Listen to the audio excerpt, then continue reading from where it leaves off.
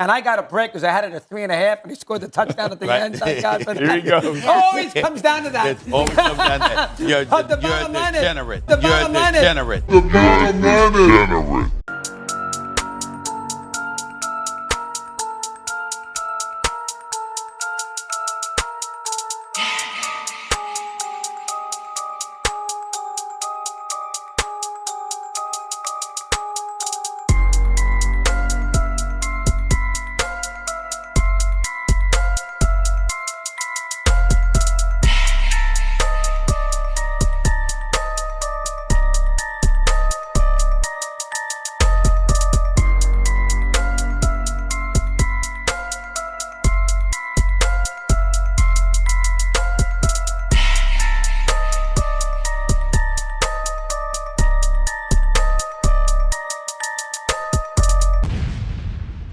It was just like boom, boom, boom, just like everywhere, man. Yes, boom, boom, boom everywhere. Exactly. Welcome Yeah, to the man. show, Fly Degenerates. We are in the divisional wild card, or excuse me, the divisional playoff round. We had a super wild card weekend last weekend. As it currently stands, all three of us went 2-4 last weekend. And the best part about it was Captain Disagreeer was doing a victory dance on Saturday and then did not win not get one pick right on Sunday. And then the best part about it is every single time that one of us was the sole man, you got it right. Right. So I noticed anytime that. somebody, if there was two of us that agreed on the game, the Who got one it person wrong? who didn't agree got it right. Boom. All right, so first game of the weekend, we have the Kansas City Chiefs hosting the Houston Texans. Texans getting 8.5. I'm going to take the Texans. No real hardcore reason behind it. I don't really believe in the Texans. I think the Chiefs should rightfully favored. The Chiefs have historically not covered these big spreads. We haven't seen the Chiefs play football competitively since Christmas Day. It was the last time they played, and Christmas Day right now feels like it was 100 years ago. So, I actually, from a betting standpoint, I won't be betting this game. I won't be betting the Texans plus 2.5. We just have to make the picks, but I will be betting the Texans first half. I think it's a good first half spot for them, getting a ton of points. I think that their defense should be able to keep it close enough, and there should be just enough rust on the Chiefs chassis to cover that first half. So I'll take that as far as a betting standpoint. But as far as the picks go, I'll take Houston plus 8.5. I hate to do this, but I'm gonna have to agree with you on this one as well. It kind of felt like I know I said out of nowhere. I said it last week that about the Texans, but it just kind of I don't know. I kind of felt like they were kind of kicking into gear a little bit. I don't know why, but the way that the defensive line and the defense played with Stingley, and even like Will Anderson and all and them boys, all them boys. They showed up. I think defense, they always say defense travels, especially like this in the playoffs. The Chiefs, like you said, like you mentioned, they haven't played meaningful games in a long time, and Mahomes hasn't played. Period. In what 22 days it's gonna be by the time kickoff comes around. So I agree with in the first half, them the Texans kind of going out ahead, but you know how it works out at the end, man. Mahomes is gonna find a way, but it's gonna be a little bit tighter than that 8.5 spread dictates. So give me the Houston Texans covering that, getting that 8.5. Nice. I'm gonna actually disagree here, and I'm gonna go with the Chiefs. Yeah, I get it. I get everything you're saying, but I feel like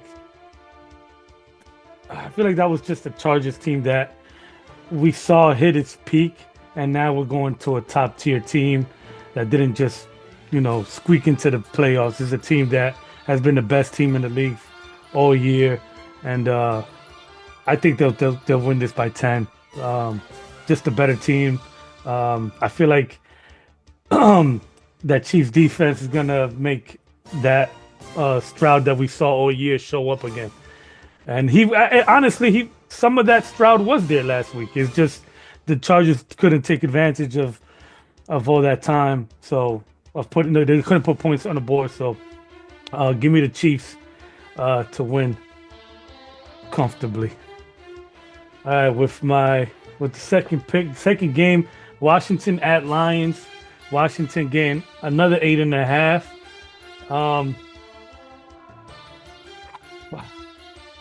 I'm gonna go Lions here, man. I'm gonna go Lions here. Just to piggyback what I said, it's a team that it's a top tier team. Not the top. It's top 3 team in the league all year.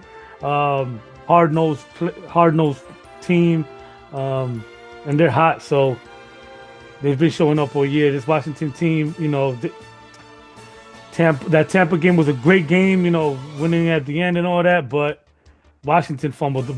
Tampa gave them that ball, with 2 fumbles in that game, and Washington's. I don't think they're going to have that luxury of getting being in the position to win it at the end. So, give me the Lions, giving 8.5. The bad thing about being in the middle is that I can't disagree as much as I'd like to, but I'm gonna have to agree. How does it make a difference in terms of how you can disagree being in the middle? Because I can't wait and see what you guys both picked, and then disagree on purpose. You know what I'm saying? Oh, you figure deal me? Strategy. I see what you're doing here. Stratego. You know what I'm saying, dog? You know what I'm saying? But anyway, I'm gonna go with the Detroit Lions as well. I'm gonna agree with you. This is the exact opposite of what we talked about with the Chiefs. Detroit Lions have been playing high leverage, high stakes games. It seems like since week 1. And they haven't taken the foot off the gas all season. And honestly, I think this is just like getting a bye week for them is just like giving a beat up team time to recover a little bit. Because as we know, it's the most injured team in the league, has been I guess since Aiden Hutchinson went out. And I just think that this is a chance for them to catch their breath. Not like I don't think it's the same situation with the Chiefs where like they could coast and they haven't played. Like they sat their players. You know what I'm saying? It's not. Like I feel like the Lions have been engaged more recently. So like you said, like the Commanders, they played decent, but it's not like they should have lost. They could have lost, could have gone into overtime, could have, there was multiple chances for them to lose that game. Like they could have gone into overtime and lost the game. Like obviously with their defense, I still don't think it's a strength, and it's a bad look against Jared Goff, who's not going to give you the turnover worthy plays that a Baker Mayfield is going to do. He's going to, in a controlled atmosphere. We know how Jared Goff plays, and I just think that this is going to be just another week for them. And I think they take care of business. So give me the Lions covering the 8.5 points against the Commanders. All right, yeah, I'm going to take the Commanders. I'm going to take the points. It's very, very difficult for me to lay more than a possession, especially in a playoff game. I'm not. If I have to pick a side, I don't love the pick. It's another one that I probably won't be betting, but I'm not comfortable laying more than a possession in a playoff game, and I just with the Lions specifically, I just do not believe in their defense at all, and I can't.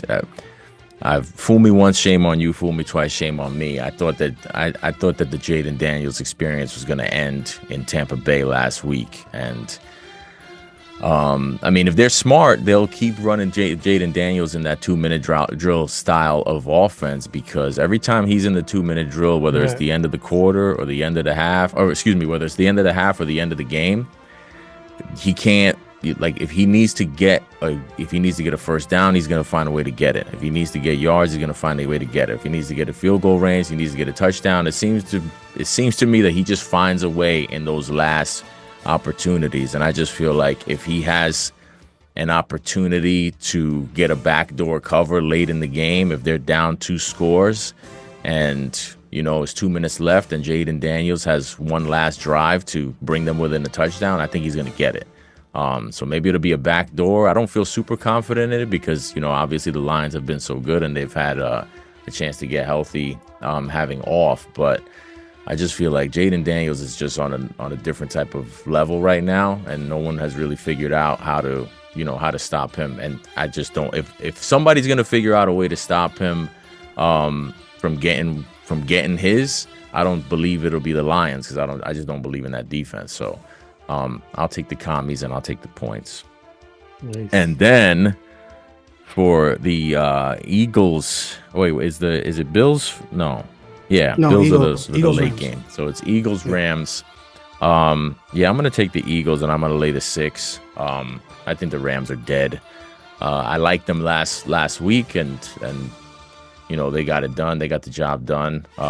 But I just think this is a terrible matchup for them. I think that they would have been better. I mean, although I think the Lions are probably a better team than the Eagles overall, I feel like they would have much rather, and they would have fared better going into Detroit and playing indoors and matching up with that team rather than having to have Matt Stafford, who does not play well in the cold, having him outdoors in Philadelphia, having that suspect run defense take on Saquon and the best, you can toss it up, whether you want to go the best O-line in the league or top 3, whatever.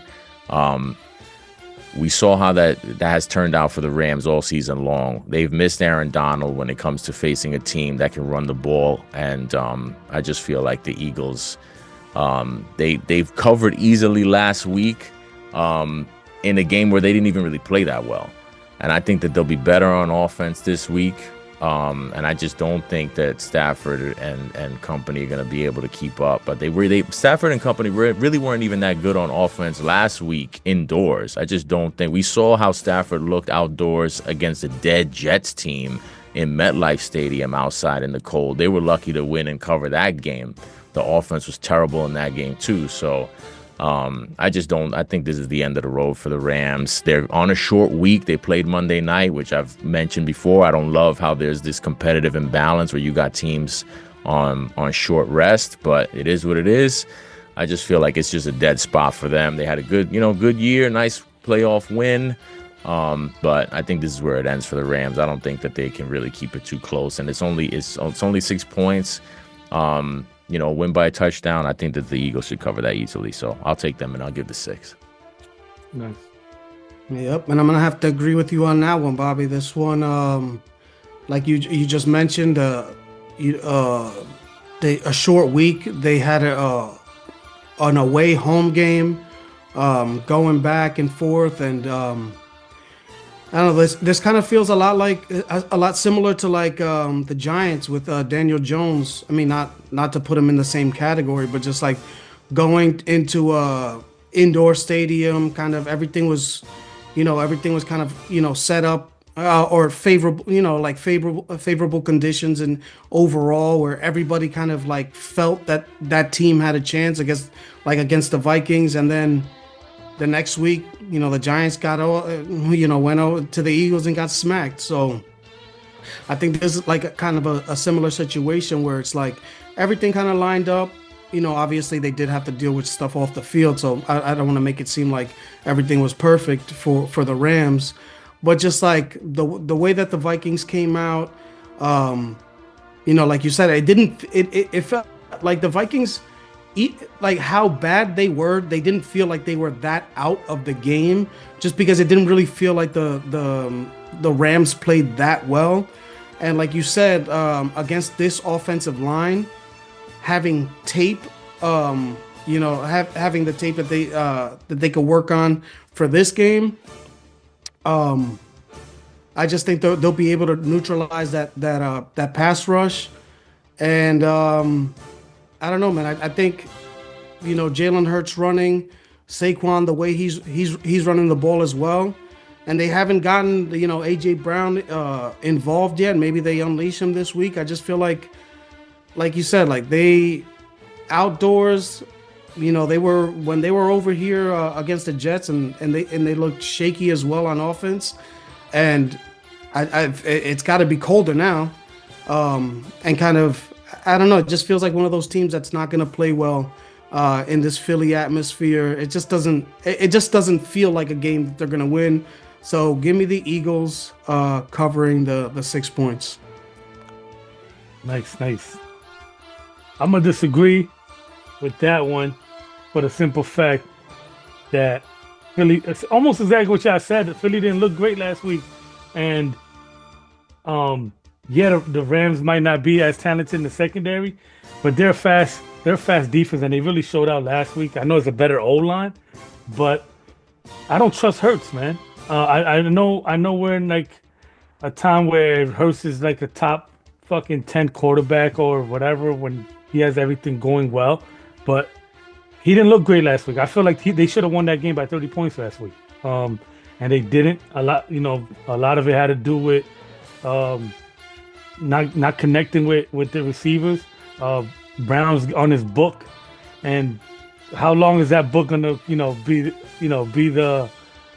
there to rescue him before he fucking throws a tantrum and starts getting in Hurts' face or starts having problems with him? I'm not saying the Philly's gonna win. I'm not gonna say Philly's gonna lose, but I think it's gonna be a tight game. And honestly, I wouldn't be surprised if it's another low 20s game where defense is really just taking over the game and no one can really score till maybe that one touchdown drive that one team makes, or something like that. So give me the Rams getting 6. As far as the Ravens at Bills, this is the game everybody's been hollering about all week, and I'm very excited for it. Ravens at Bills. Ravens favored by 1.5. So Bills getting points at home. It's almost like you have to go Bills just because it's going to be a tight game, but something's telling me that this Ravens team is just different, man. And I'm gonna go with the Ravens, giving 1.5. It's just not enough. It's just not enough points for me to go with the Bills at home. I know everybody's glorifying Josh Allen for this year, and rightfully so. He's had a great, awesome season, but it's the ultimate team sport, and the Ravens just look like the better team. The defense is looking alive. That running game, I mean, why do you stop those guys, man? Henry and Lamar they're just such a Madden cheat. It's like watching a cheat game. Like if you're playing Madden and this is happening, you're so like, this is so fake. Stop the bullshit. But it's happening. It's like happening before my eyes in real life. It's like Jesus and God is playing fucking Madden, and someone's winning, and whoever has Lamar is kicking ass. But damn, man, Lamar extending those plays and dumping it down to whoever gets open is so fun to watch, man. And I'm just gonna have to go with that Ravens team, man. I feel like they're a well-oiled machine, and I feel like they're really out for blood. And the Bills, I like them, man. They're a good team. They're fun. They're definitely a fun team. It's just there's always something with that Bills team that I just can't put all my eggs in that basket and say, yeah, Bills. So give me the Ravens, giving 1.5 to the home dogs, Bills. I'm gonna have to agree with you as well, Cheeks. You know how we do out here, flock gang. I'm gonna take the Ravens.